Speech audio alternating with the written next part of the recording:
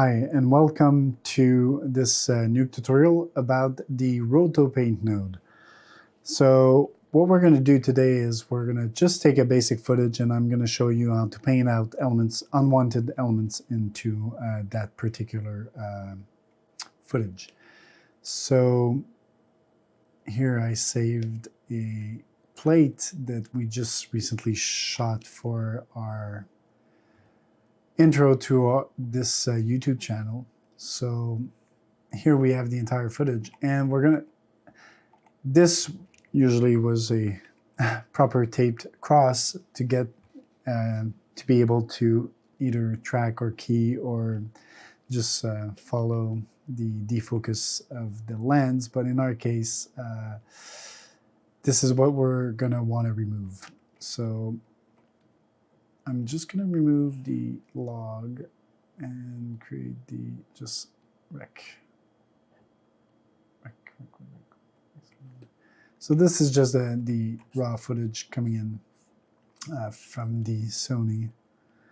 And what I'm going to show you is with the Roto Paint, we're going to actually get rid of this. So by pressing P or going into Draw Roto Paint, it creates the node.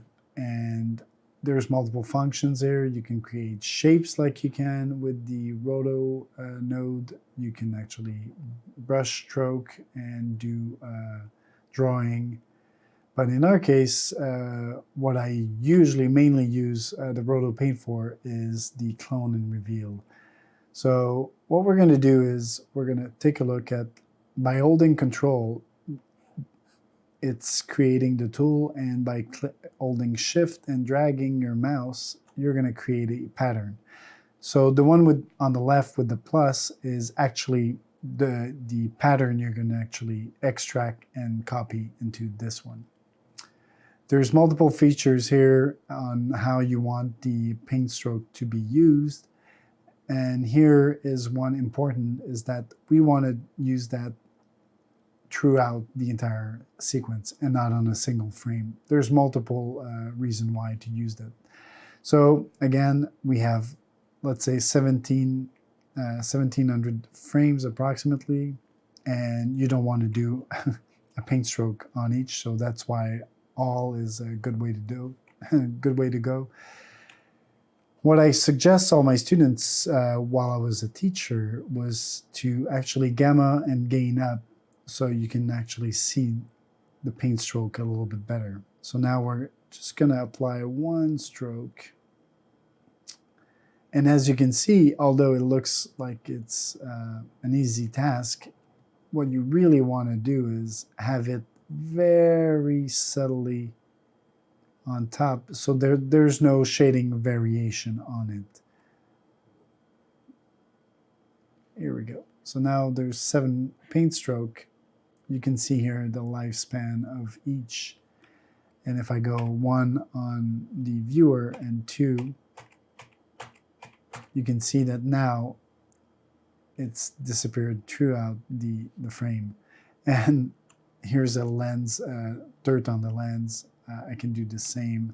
And I can actually go and have it really close, so I'm actually painting the same variation. There we go. Actually, we feel it still a little bit.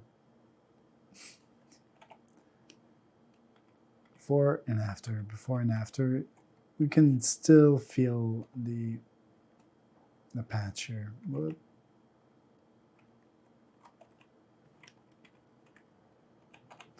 But that's going to be enough for a green screen to be outed.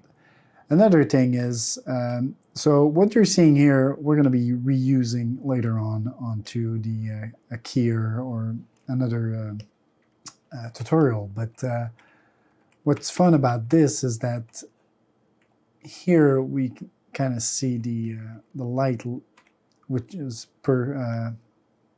there's a purpose to that light later on.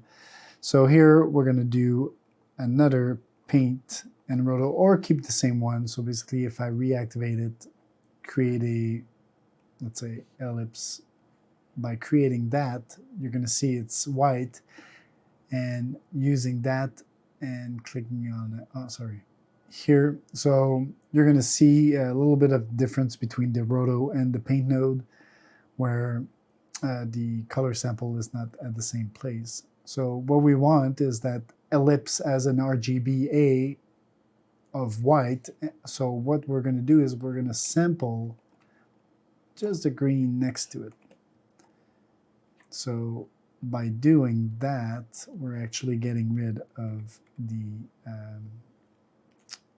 the spot. And by dragging, I usually tend to do this to have a more, again, I know I'm not moving in that video, so you can't use it always, but the great thing about doing visual effects is you want to cheat as much as you can and to be the most efficient artist in the studio.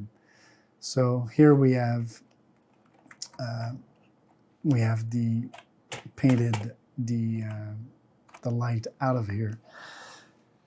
What you want to make sure is that, again, this technique is, as you can see, I'm basically re-cleaning the green screen. And you've probably seen, even like on big movie sets, like blue or green screen that are actually wrinkled, or so the goal of a green screen is to be as flat as possible. So this technique I've seen worked around a studio I was working at as a compositing supervisor, and the artist came up with, you know, a proper technique so we could even out all the green screen properly, even though being done by a different artist. And the simplest explanation is cleaning your green screen before any other operation, because if you cheat and try to click and this, at one point you might lose the detail you're trying to extract out of the green screen.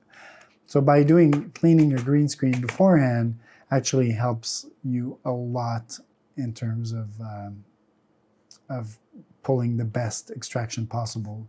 And when I say best extraction possible, I'm talking about my incomplete beard and just a beard stub and all these little hairs sticking out. So there's ways to actually extract all of those and have a perfect key.